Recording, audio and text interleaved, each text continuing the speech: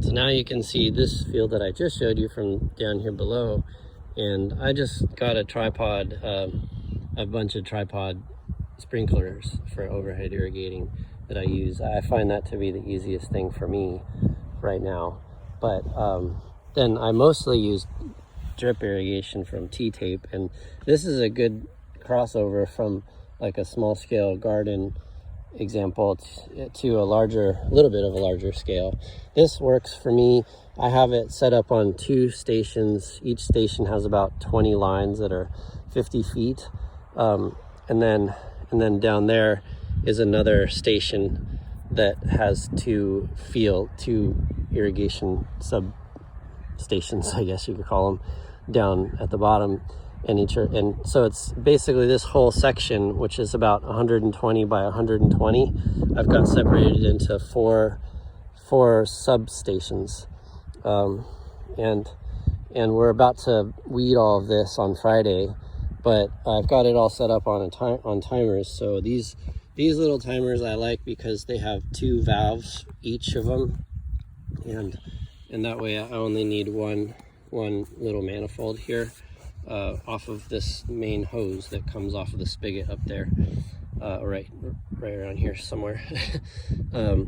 And so you can kind of see how it's plumbed in, but this is part of a system. Chapin makes this Netafim. You can see right there what it is, but it is a 3/4 inch polyethylene pipe that has these little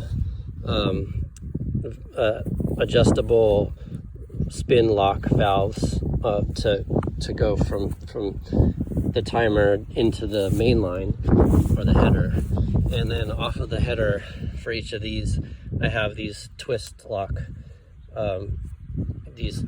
twist lock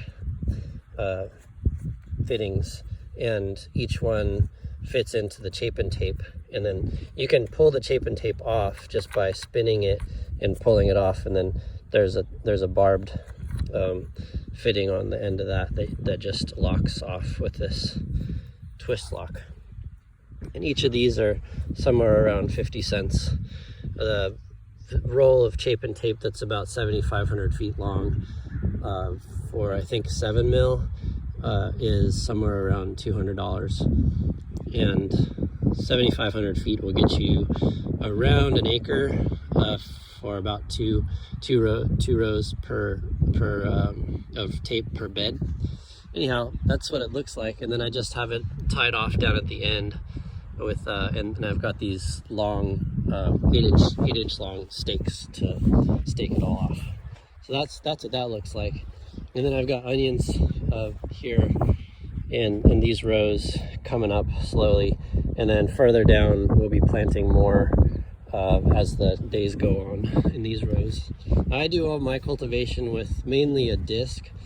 I consider myself a slow farmer, which means that I take my time. I don't disturb the soil as much as a rototiller would, or even a power harrow, because I don't think that it's good for the aggregation of the soil in the long term, or the long-term stable organic matter that binds the soil particles together to do anything that's oxidizes soil particles. So I just use a disc, which is pretty minimal, it's actually considered conservation tillage or reduced tillage, even though it looks pretty severe. If you kind of get close to it, you can see that there's actually still a lot of aggregation in there, and some pretty good chunks of soil that are still in place. Whereas if you used a power harrow or a rototiller, either way, you won't find those big chunks of soil that are good for the soil. That's where a lot of water holding capacity is, organic matter,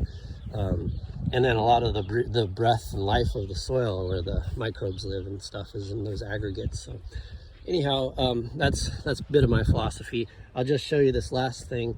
If you had checked up on me for those other videos that I posted about the cover crop, this is what it looks like now. So this is just step 1 after mowing. I do a rough till with the disc, probably about 3 or 4 passes for each bed or long row, and then I wait about a week and I come back and till it again. After everything's kind of dried up, it breaks down pretty quick. And then I do a final pass about a week after that, or sometimes it's good to go after a second pass, but usually have to wait another week. So it's a 3-week long process after the first mowing. This time of year, if the soil is dry enough, if we don't get any more heavy rains or anything, then it's good to go. And we can start planting this in about 3 weeks. And that's it for now. Thanks. Hope you're having a good day. And it was nice to talk to you all on Zoom too, by the way. Bye-bye.